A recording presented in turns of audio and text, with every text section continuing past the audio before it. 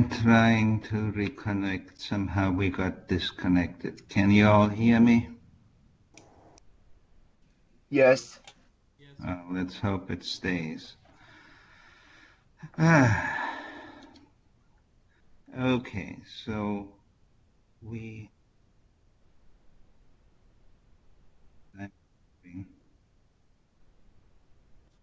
I'm talking right now.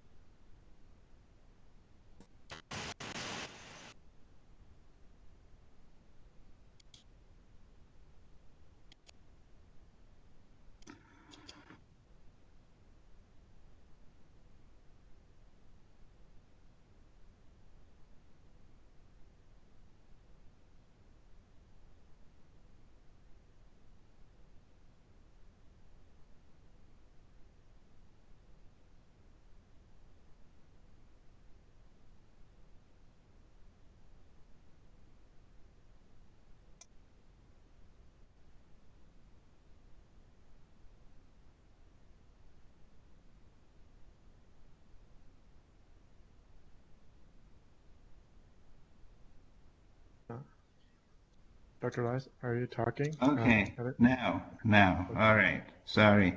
Okay, now, can you hear me now? Somehow it turned it off again. Yes.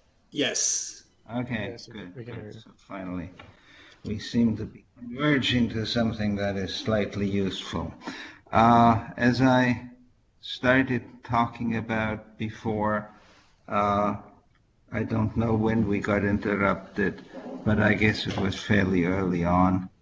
This is Introduction to Automata and Computability, 3340 6309. There is a website that I had sent out before, velascochedi.com/courses. You can download the information about this course. As I said, the course is based on 3 exams, and the exam dates are indicated in the file information, and there is a final exam. There are no assignments. There are representative questions that you can work on, and if you have questions about those solutions of yours, then you can and you're encouraged to ask questions. Don't worry about my ability to answer your questions. That has never been a problem, neither in time nor in actually doing it. So if you have any questions, please do not hesitate to ask the questions that relate to those questions that are in the handout exercises sets number 1, 2, and 3.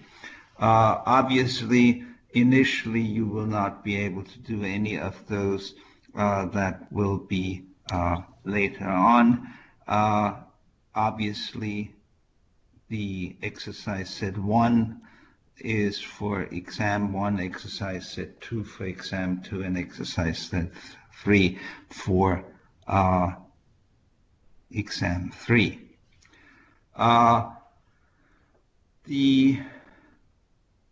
Are there any questions about any of this?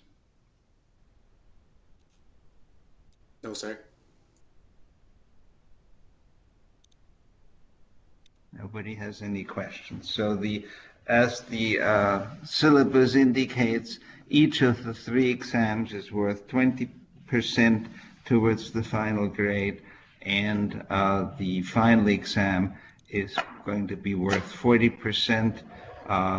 The translation from numeric to letter grades is indicated in the syllabus, and I religiously stick to that.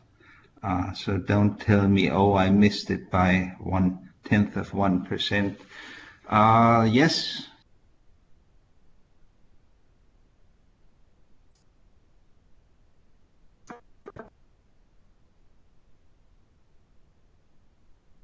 I think you muted yourself, Professor.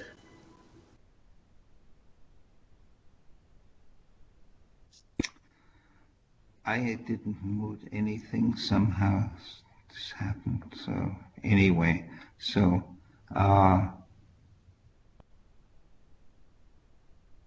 everybody hear me now? Yes. Yes. Yes, we can hear you. Yep. I don't know how this happens. Yeah.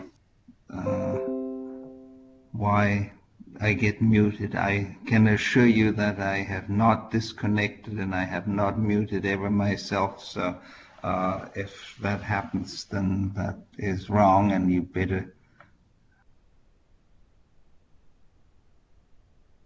You're muted again.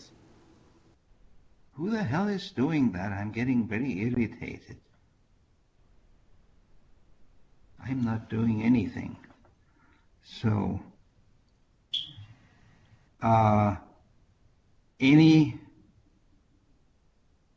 questions about the information that I just quickly went through?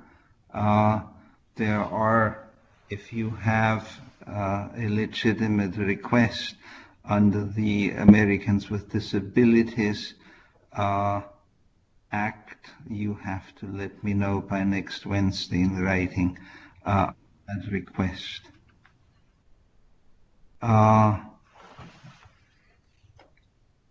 So the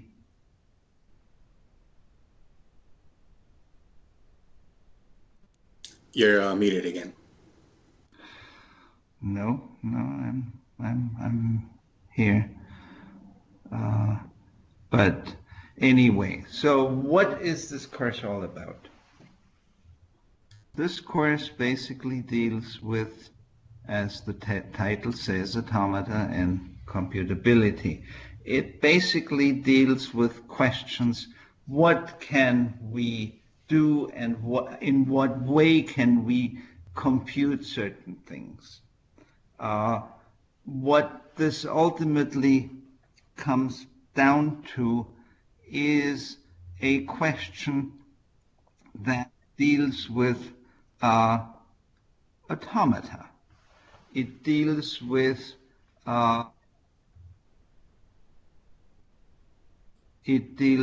the question: what kind of devices can one use to accept languages? Now, this is, of course, a fairly substantial jump from what can we compute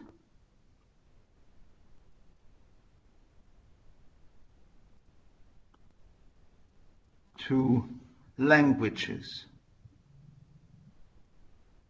But it turns out that you can actually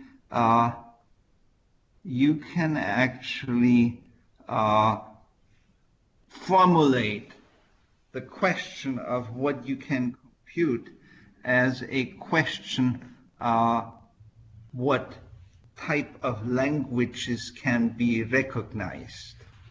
So the fundamental question with languages is that we have to have some way of defining a language.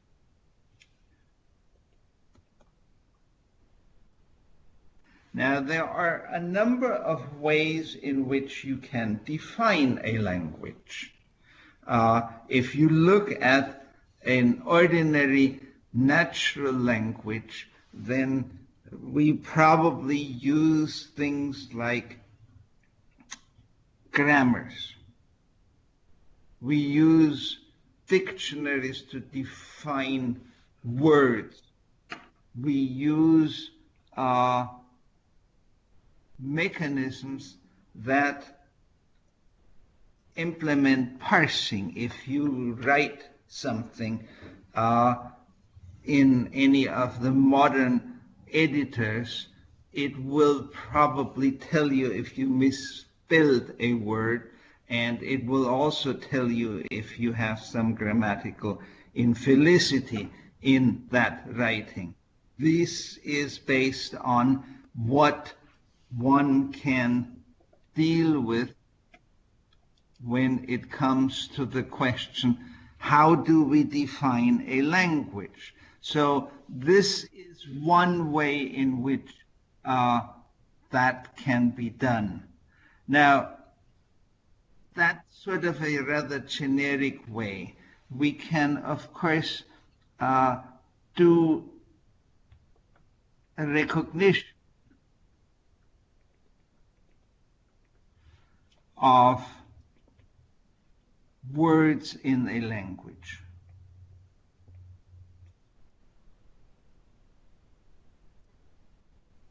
That is another level of abstraction that you might have to get used to.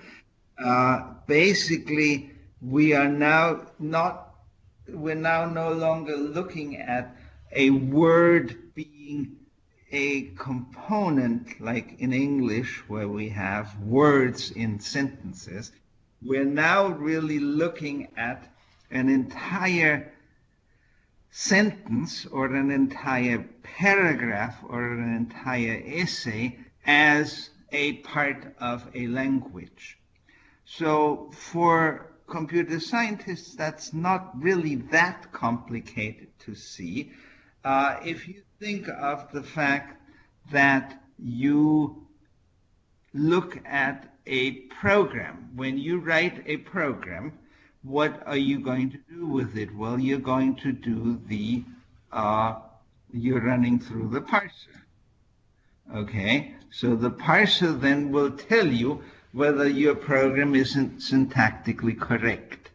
And so if you write a program, say in C or in Java or whatever language turns you on, then you are basically looking at the question, is this program a valid program in that particular language? And so what we're doing then in this case is we're looking at the question whether this program considered as a word in that language. So if your program is written in C, then is this program a valid C program? So that question then is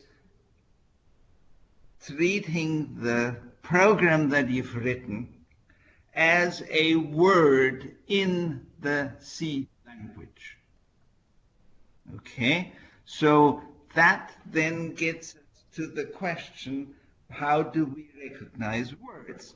And word now is no longer what you typically would consider in an English or a natural language a component of, say, a sentence, and sentences would be components of essays and whatever. So in this case, think of it as the question, is this a valid program? So that program then would be considered a word in that language. So if you wrote, as I said, a Java program, then we're asking, is this a valid word in that Java language? Word, of course, now not being the individual tokens of the program, but the entire program considered as a word. And so your Java compiler in this particular case would then determine whether that word that you provided, that program, is a word in the Java language. And if it isn't, then, you probably hope that it will tell you why. That may not necessarily be true all the time. It may give you some reason, may or may not be valid, but that is a secondary issue. The question here is it a valid Java program? And the answer is either yes or it is no. So that would then be, in some sense, if you will, a black box. Your compiler, if you don't really know how the compiler works, you are feeding in a word which in this particular case would be a Java program, and the answer then is yes or no. Yes, it is a valid Java program, or no, it isn't. And now, of course, I'm skipping here over the issue that obviously a valid Java program isn't necessarily a program that does anything useful. When we're talking about a valid Java program, that simply means, is it a syntactically correct Java program? Yes or no? And so that would be then one way in which you can define a language. Effectively, this black box that you have here, which is, in the case of the Java program, presumably a compiler, that then will act as a device that will tell you, yes, this is a valid Java program, or no, this is not a valid Java program.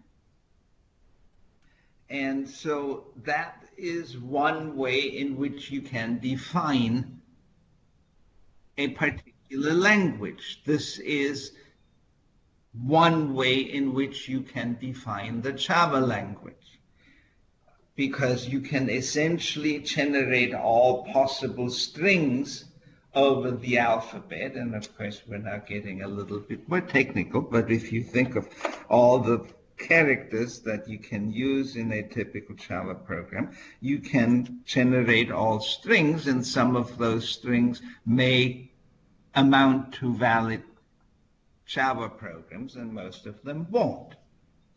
And so what you have here is an input, which is a word, it is a string of the characters that are permissible in a Java program, and the compiler then will, or more specifically in this particular case, the parser will then tell you, yes, this is a valid Java program, or no, it is not a valid Java program. So this is one way in which we can define a language, because effectively we could, as I indicated, generate all possible strings. That's, of course, if you think a little bit about it, an infinite set. And in fact, in most cases, the languages that we will be dealing with will be infinite.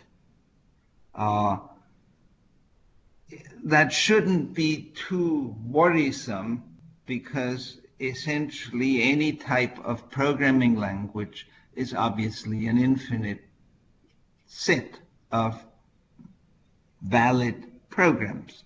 If that were not the case, then you would necessarily have a limit on the number of characters that a program could contain, which of course is probably not particularly useful, because you don't want to be told, well, I'm not compiling this program because this program is too long. It may take a long time to compile it, but you certainly don't want to be told that, well, this program is too long, therefore we're not dealing with it. Which, of course, then immediately implies that the set of all valid programs in any programming language that anybody would want to use is infinite.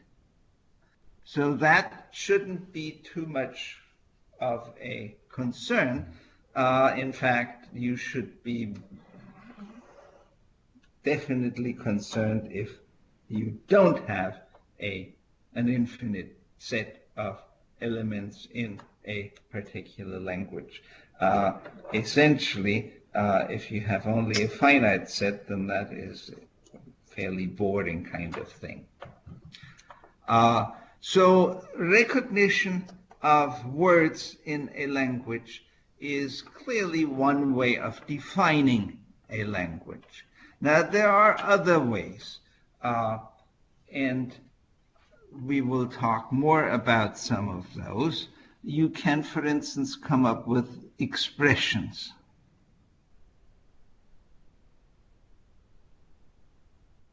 That allow you to write down a language. For example, and these are necessarily relatively simple, or in fact, very simple languages, because I don't want to make things too complicated. But I may have a language that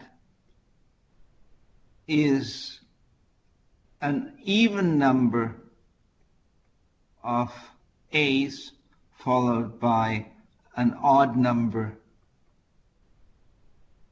of B's. And, well, I can write this down. I say I is greater or equal to 0. Well, let's say 1. It doesn't make much difference. That way I'm requiring at least two A's, and then J is greater or equal to 0. So in that case, I have the set of all words that consist of an even number of little a's, any number, 2, 4, 6, 8, 10, etc., followed by an odd number of b's, 1, 3, 5, 7, 9, etc. So this is then a type of expression. It is quite different from the type of black box, type of device that you would have in some instances. And so those expressions then are in a way a global representation. It is a global representation because effectively, and that's why these typically tend to be fairly simple examples, because if I were to try to write more complicated examples, it would of course become much more complicated and not really that understandable. But if I write this 8 to the power of 2i followed by b to the power of 2j plus 1, with I greater or equal to 1 and j greater or equal to 0, then that means that I have essentially a global representation. This tells me for every word how it has to be in this language. So if I have L, the language is this, then that is a global representation. That of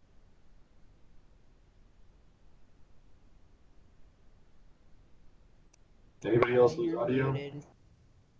Yeah, Professor's not talking. It looked like he got muted again. if I get my hands on the person who keeps muting me.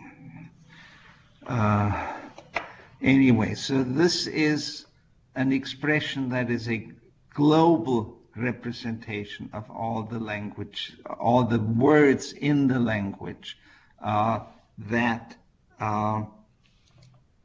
can be used because in that case, if I give you a word that consists of A's and B's, well, then it is quite clear how you can do some, if you will, pattern matching to see whether the pattern of the word that I gave you matches the pattern of the words in that language.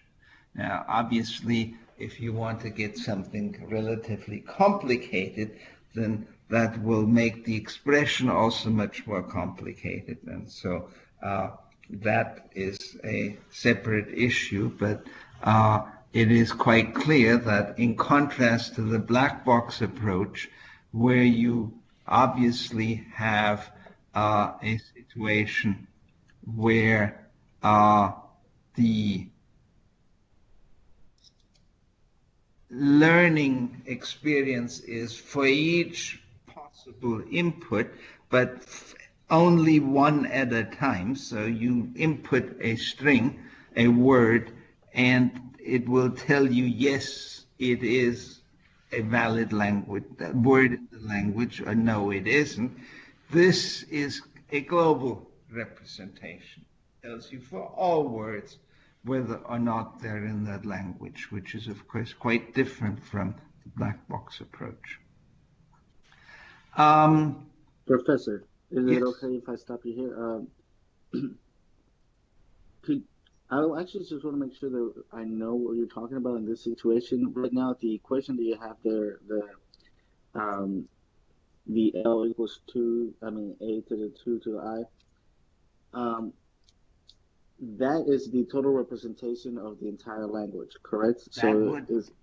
We basically, what I'm saying here is there's a bunch of A's, an even number of A's, 2, 4, 6, or whatever, followed by an odd number of B's, 1, 3, 5, 7, 9. And that is the entire language. And anything that conforms to that pattern is a language, a word in that language, and anything that does not would not be a word in the language. Okay? So each individual instance of I is a different A? Right. Obviously, this is an infinite language. I goes 1, 2, 3, 4, 5, 6, 7, and so on. Che goes 0, 1, 2, 3, 4, 5, 6, 7. So any combination of any values for I and Che is going to give you a word in that language. So there clearly are infinitely many words. Okay, thank you. Sure. That's all I need to know at the moment. Okay. By all means, if anything is not clear, I'm skipping over many details. We will delve into the details later, but I want you to just get sort of a feeling of why automata theory may not be quite as boring and useless as you might think when you learned that you had to take that course. So, in terms of expressions, we have basically a global representation. The black box approach is a very different one. You basically take a word, you feed it in, and it will tell you, yes, it is a word in the language, or no, it is not a word in the language. Now, we will have a third type of representation, which is probably the most abstract one, and that is as solutions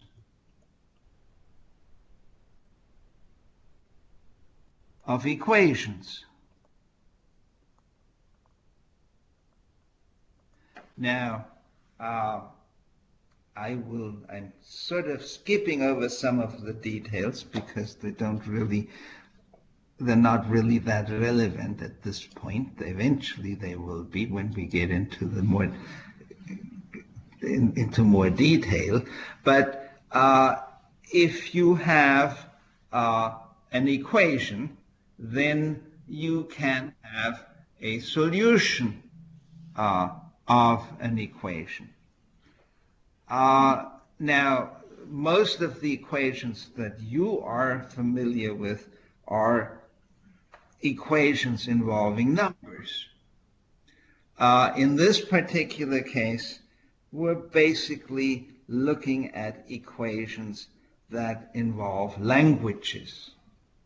So for example, I could say I have a single equation, x is equal to ax union b. Now, that is an equation, and basically, I am sort of hiding a little bit of the detail. You have some operations. You have concatenation. The a and the x are concatenated. The two little b's are concatenated, and there's a union. So basically, we're again, if you will, describing a particular pattern, but this is now a sort of much more elevated type of pattern in that we're basically trying to solve this equation. So a language that satisfies this equation would be a solution. In this case, as you will eventually see, there is a unique solution, and it basically consists of any number of a's followed by two b's. So 0 or more. So L, then in this case, solution would be a to the I, b, b, I greater or equal to 0. Clearly, if you have a solution that makes this an identity, then you plug in that language for the left-hand side, which is the x, and you plug it also the same language on the right-hand side. You have a to the I, b, b. Is that equal to, and that's the question, a followed by a to the I, b, b, or b, b? And the answer, you can think about it, but obviously if I is equal to 0 here, then we get BB. If I is equal to 1, then we get this with BB. And if I is equal to 2, then we get this with 1A and 2 B's, and so on and so forth. So you can easily see that, in fact, this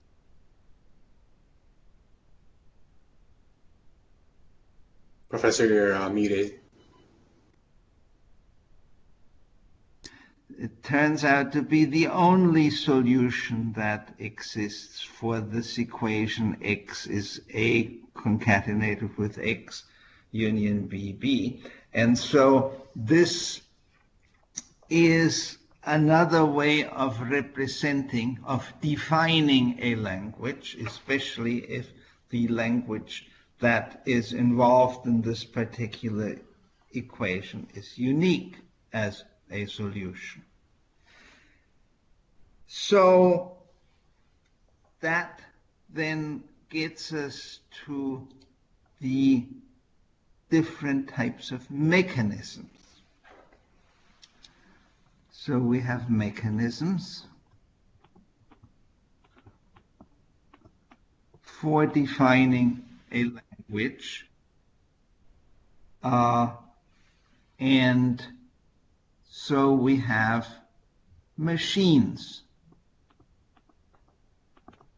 or automata. An automaton is essentially a machine that will determine whether a particular input is acceptable or not. So this is, of course, exactly what we're dealing with when we're dealing with this black box. Because in this particular case, it follows that this is an automaton, and this automaton then will tell us, yes, this is an acceptable word, or no, this is not an acceptable word. So that means that in some sense, if we want to find out the entire language, we would basically have to try out all possible inputs and determine for each of those possible inputs whether or not it is acceptable. Clearly, this is somewhat useless offhand if you think about it, because there are obviously infinitely many ways, infinitely many inputs that are conceivable, and some of them will be acceptable and some of them aren't. So you might say that that is not particularly, that this is not particularly interesting, but if you think about it, it is probably the most common application of automata theory, because all of you, even long before you started thinking about this class, have used compilers, and a compiler obviously is going to answer precisely that question. You input your program here, and the compiler will say, yes, this is okay, or no, it isn't. Most of the time it says, no, it isn't, but that's between you and the compiler. So that is actually, even though it seems to be from an intellectual point of view, the least satisfying way of defining a language, it is probably the most common one that you are being used to. Then there are different ways of defining automata. And the first one is finite automata.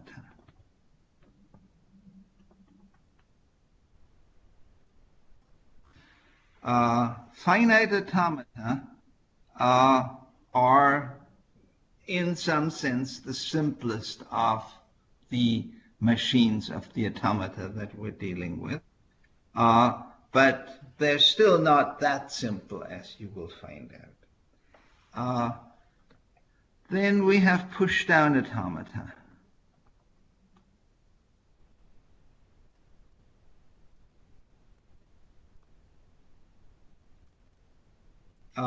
There are others that can be done as well, but we're not covering those. And then the last of the automata that we're dealing with are Turing machines.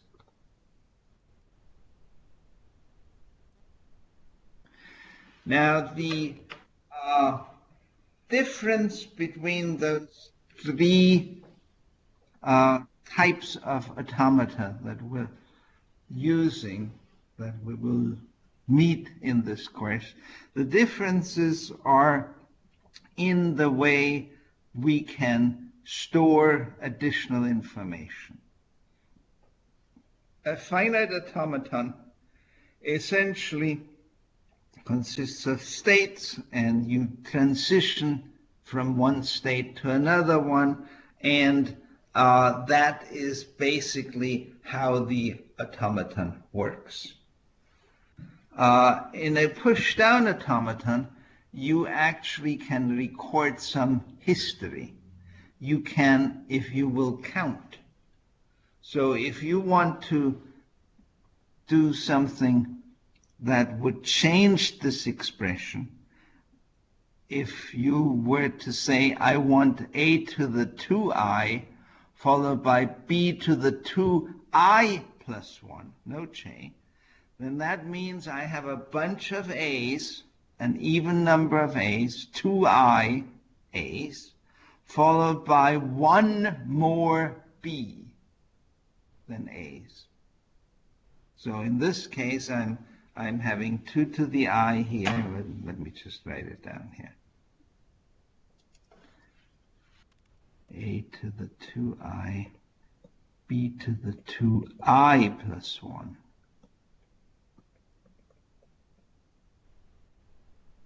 So in this case, it requires our black box to count the number of A's and then count the number of B's and accept only when the number of B's is 1 more than the number of A's. So you can easily see from this kind of trivial example that somewhere we have to have some storage facility to determine, to remember the value of I. I mean, we may have 500 little A's. So that means I is 250. So then we have to count the number of B's following, which means we have to get 501. And since there is no limit on the value of I, there are infinitely many values for I, we have to have some way of storing what it is that these the value of I can be, in order to be able to compare the number of A's with the number of B's. So in this case, it turns out that this is something that can't be done by a finite automaton, because a finite automaton really has no ability to store an arbitrary number of things in such a way that they can be compared against something else. So that will then require a push-down automaton, which is essentially a finite automaton plus a stack.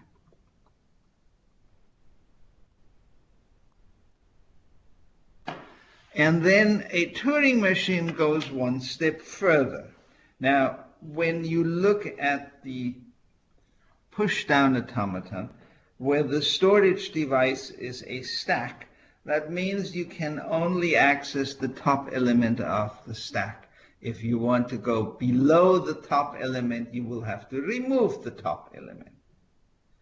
And so in that sense, this is a storage device that has a restricted capability, that you can use it only in a way that has to conform to the way in which it is allowed. So in this particular case, it is a stack, and that means that the word that we're dealing with can use the stack in order to process it, but it will be limited by the way in which a stack can be accessed.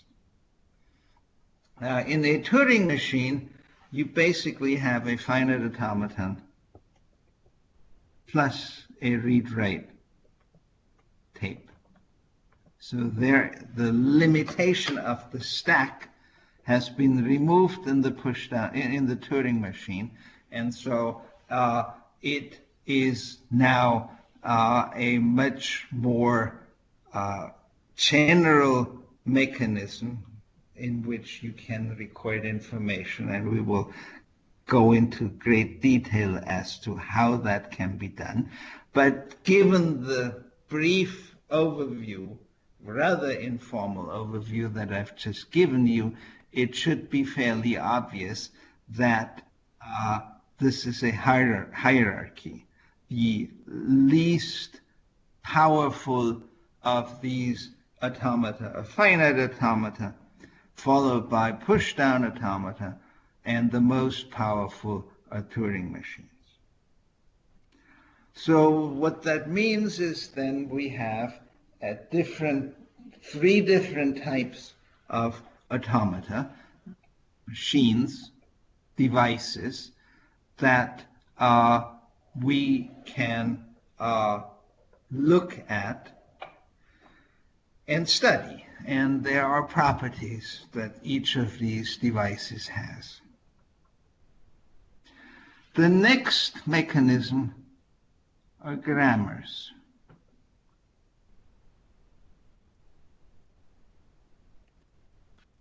Grammars get us somewhat closer to the way we typically would parse a natural language. There are ways in which we deal with constructs that can be captured using grammars. The fact that in a natural language, in English, a valid sentence has to have a verb and a subject. That's the minimum that you need unless it's an exhortation. That is a type of pattern that can be captured by a grammar rule. And so we have different grammars. We have regular grammars.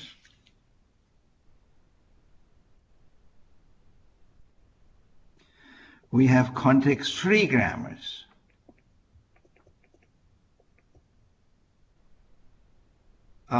There are others, but these are the two that we're primarily going to look at.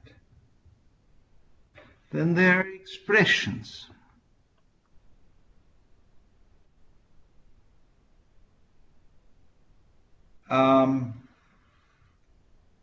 Among them are regular expressions. There are others that are in some sense informal.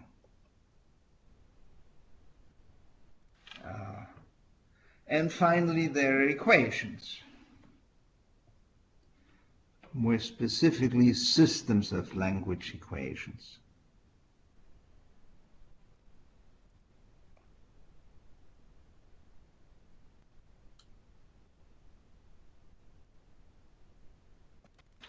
So the mechanisms that we're dealing with are radically different.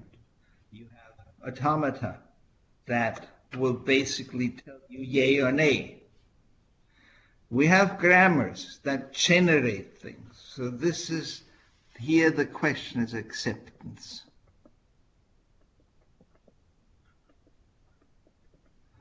Here the question is generation. Can I generate this sentence in the English language? Which is equivalent to the question, can I parse this sentence? Expressions is basically representation.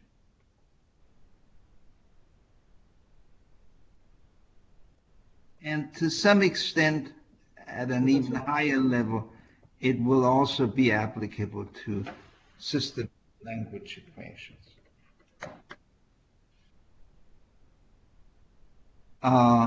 So how do these things relate? Well, in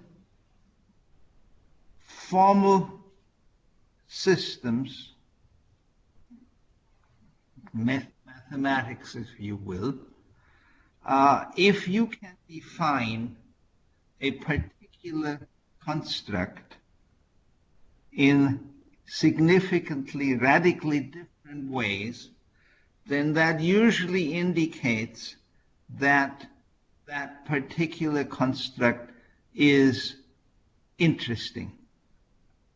If you have to contort yourself into all kinds of weird ways in order to be able to define that construct, it probably isn't that interesting. Now, this is sort of a very, very global, high-level statement, but it turns out that in this particular case, in this particular course, we are looking at essentially 3 or 4 different languages, types of languages. The first ones are regular languages.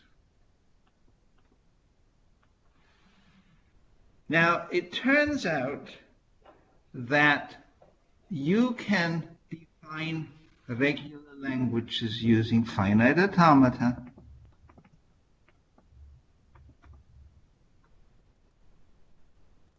You can define them using regular expressions.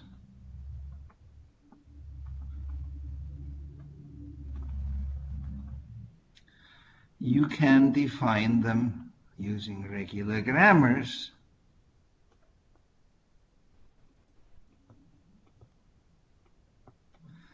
And you can define them as solutions of certain language equations.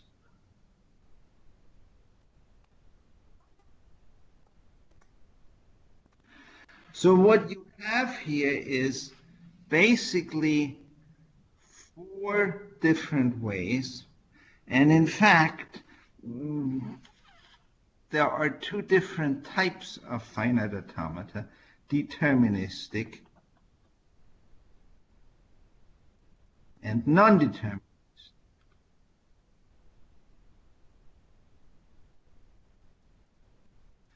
And it turns out that using either deterministic or non-deterministic finite automata, we can define regular languages.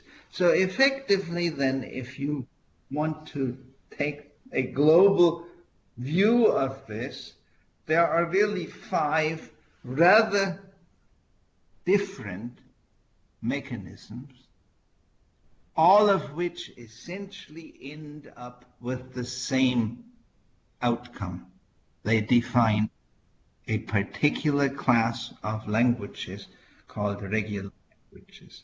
So given that there are many different ways, 4 or 5 fundamentally different ways of defining the same class of languages, it stands to reason that regular languages are a supremely natural type of languages.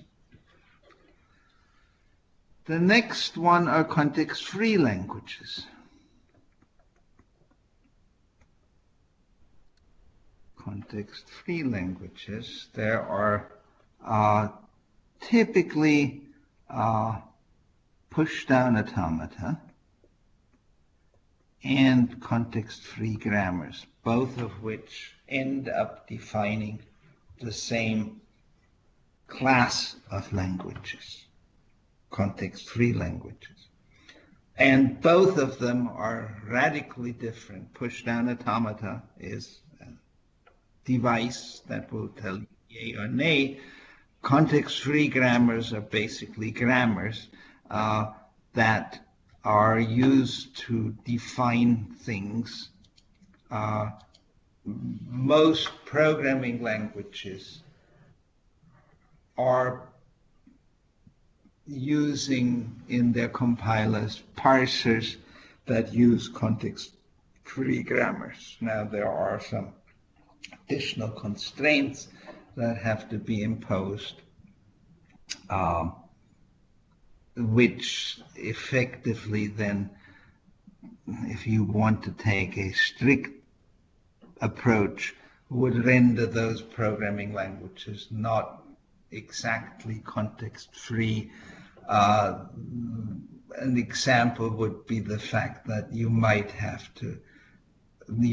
a programming language that requires a definition of a variable before the use of the variable, and that implies eventually that the programming language isn't strictly speaking context-free. But for all practical purposes, it is useful to think of programming languages as being specified using context-free grammars.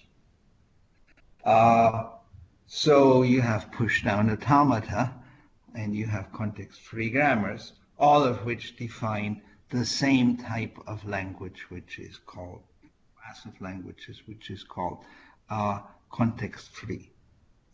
And then you have general languages, languages that are accepted by Turing machines, and that will then give rise to what will probably be a major headache for you, and those are going to be languages that can be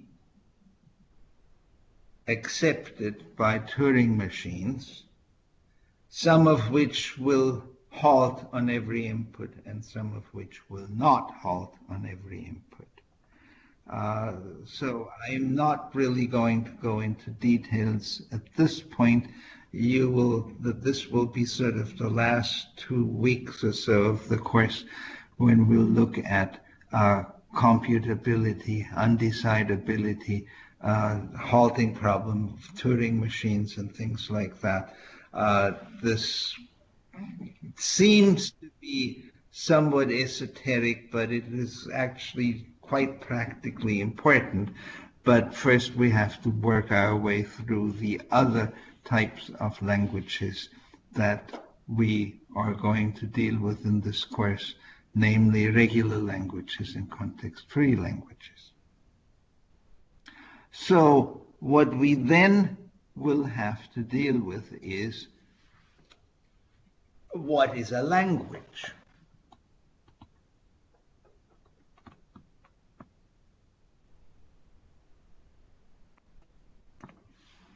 And in order to be able to answer that question, we have to start with an alphabet. Now, with apologies to some language groups that are not using alphabets, in formal language theory, only languages exist that are based on alphabets. I am perfectly aware that Chinese, for instance, does not have an alphabet, and so much of what I'm saying would not apply directly to Chinese. But basically, we are dealing in formal language theory. All languages start with an alphabet. This is a finite set of atomic symbols. And the question of atomic is, of course, somewhat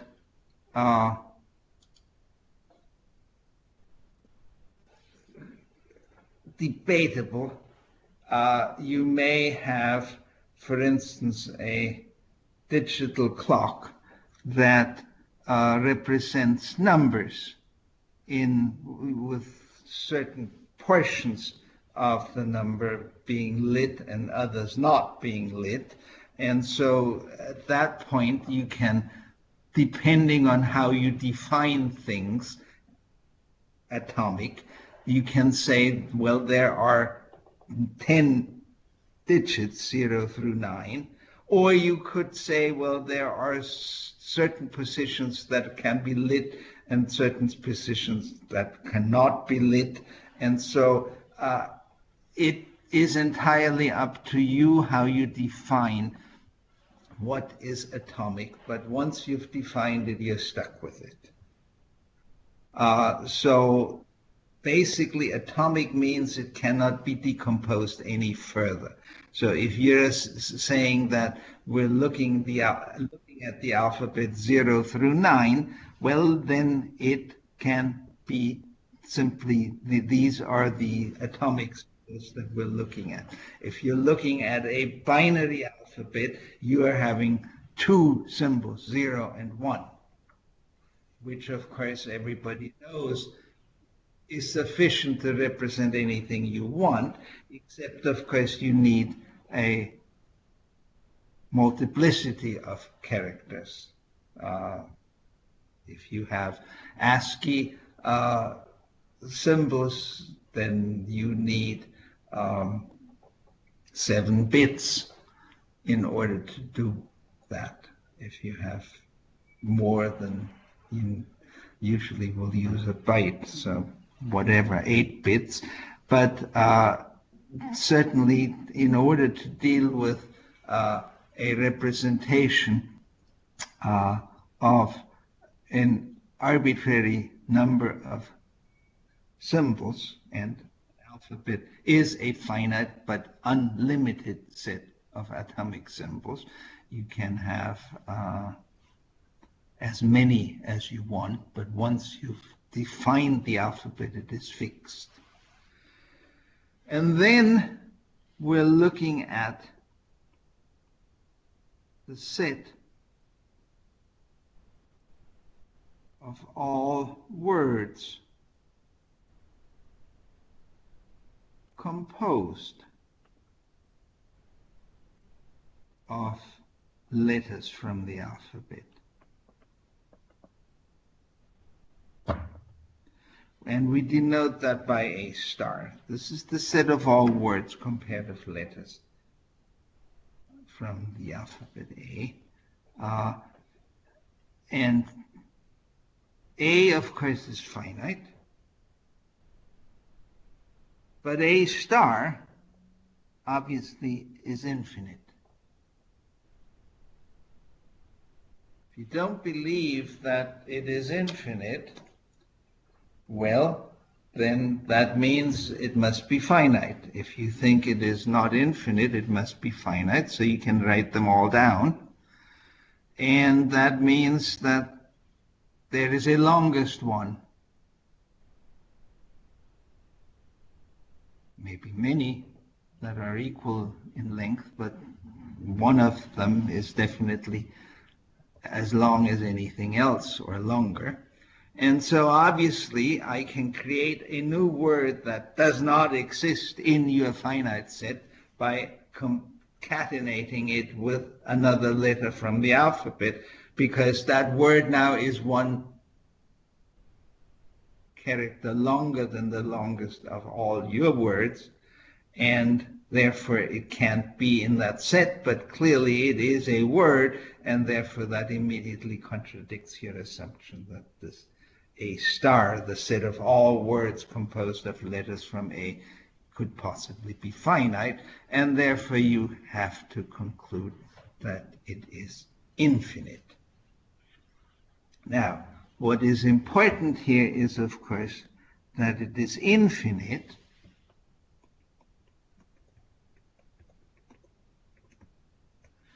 in a rather manageable way.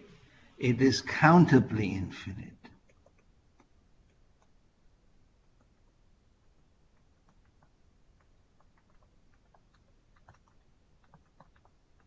What does countable mean?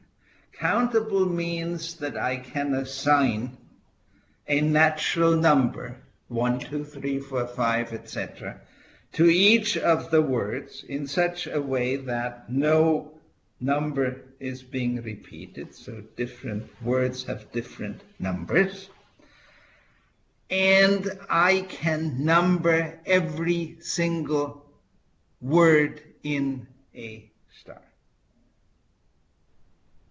Obviously, the numbers are infinite, and they're obviously countable because I can assign 1 to 1 and 2 to 2 and 3 to 3 and so on and so forth. So trivially, the natural numbers are countable, obviously infinite, but countably infinite. And so I can then effectively order the set A star, the set of all words composed of letters from the alphabet, from the finite alphabet A.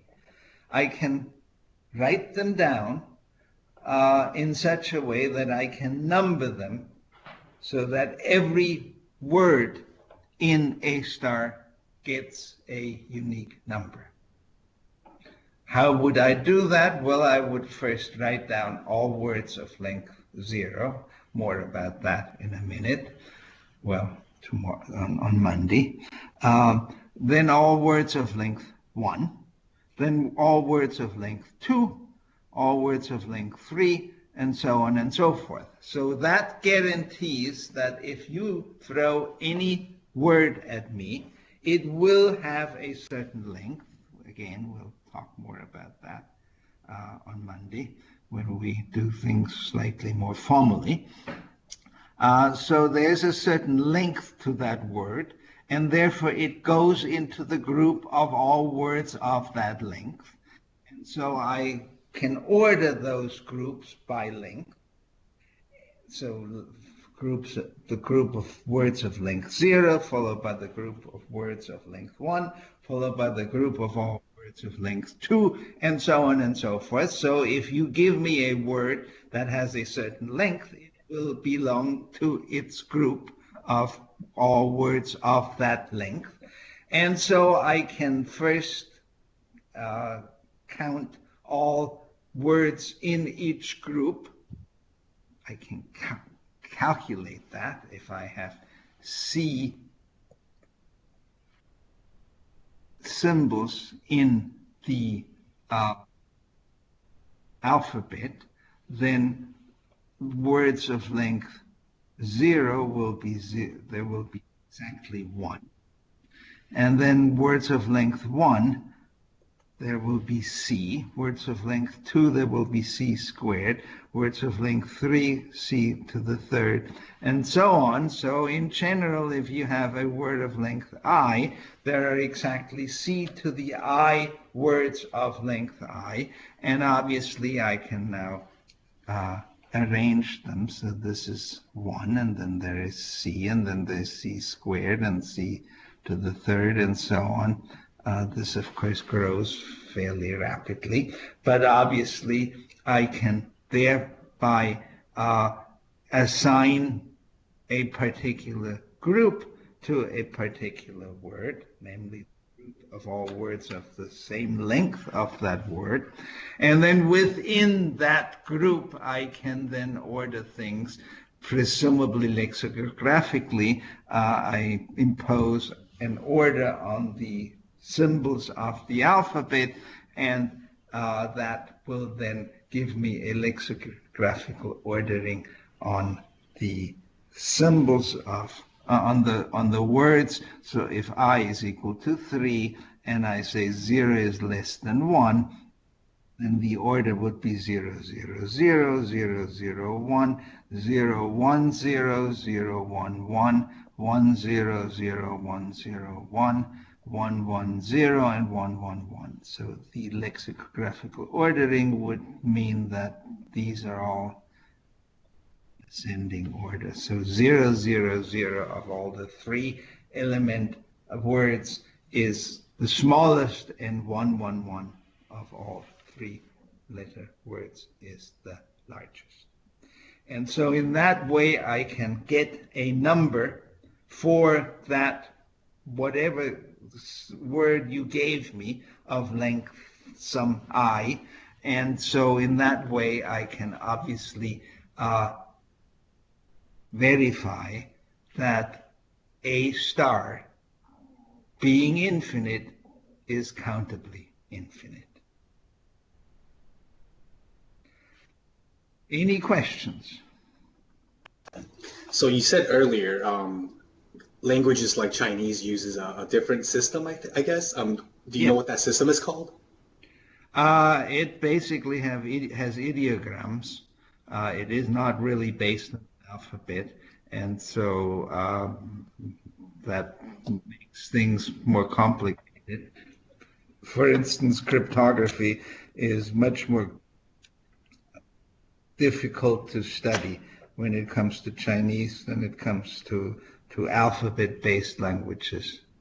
It's much more difficult to come up with cryptography in the context of a language that isn't based on an alphabet. Okay? Got it. Any other questions? Can you move back to slide 3 really quick? Sure.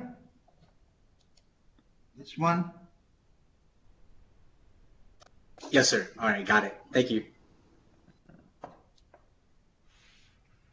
Anything else? Is this slide gonna be posted somewhere? Nope. All right, thank you.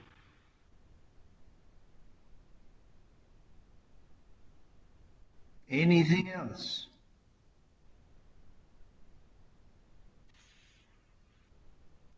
All right, so on Can you Monday. click back to the last slide for me, please, so I can take a screenshot of it? Sure. I have a question.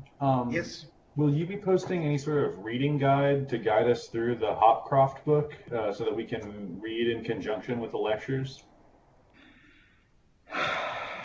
No. The book is sort of a second look at certain things. It isn't necessarily the easiest way to read.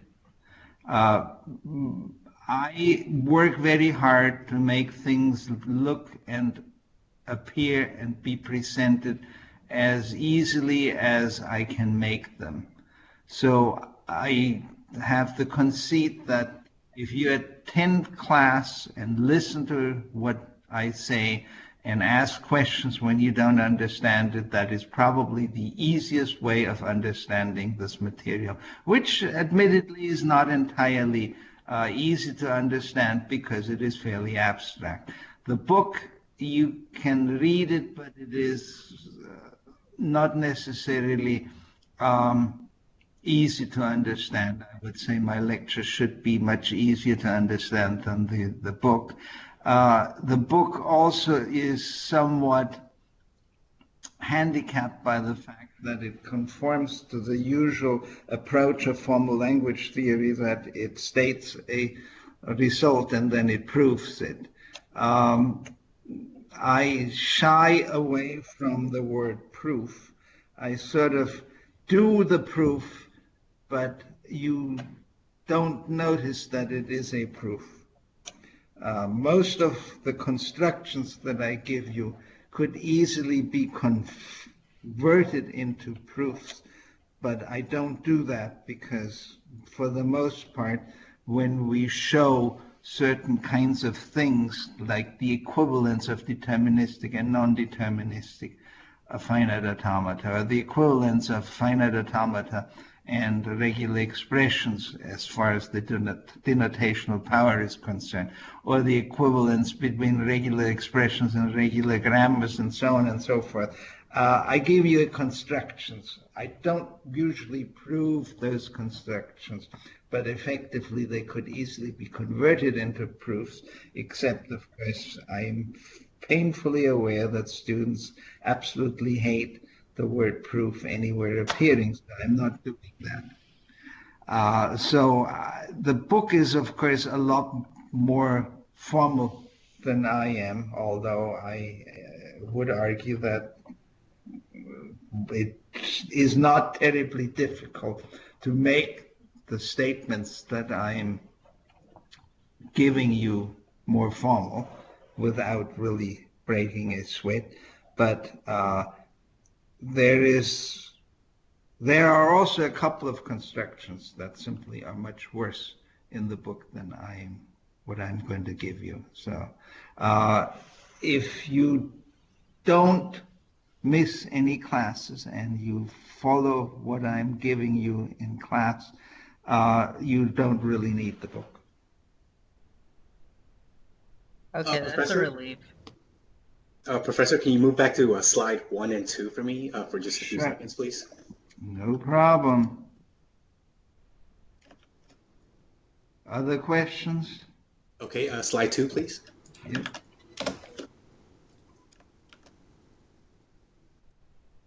All right, got it. Thank you. Slide 3. So, Professor, I have a question on application, mainly so that I can kind of keep a good mental model as we're doing this. it seems like we're basically trying to give the best possible way of making instructions. And is that one main reason why we will use automata? Or is there a specific reason in which... Automata basically are advised to be used when you deal with a situation where you want a yes or no answer. So they don't give you a global representation. They will simply say yes or no. And in many cases, that makes it easier because you're really achieving significantly less than what you would get in an expression or a solutions of equations, which would be a global solution.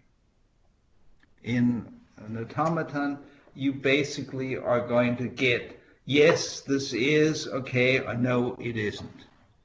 And it won't give you much more than that. It will not tell you anything about something else until you actually feed it in. Okay, so following that same pattern, an expression and a solution of equations are increasingly more complex, giving you more complex answers. Not necessarily. It turns out that they're all equivalent. If you look at this slide, when I say regular languages, well, you can define a regular language using a deterministic finite automata. You can define a regular language using a non-deterministic finite automata. You can define a regular language using regular expressions, using regular grammars, using solutions of certain language equations. They're all equivalent. This is all the same language, class of languages that is defined using these 5 different mechanisms. So it isn't a hierarchy at all, because they're all equivalent.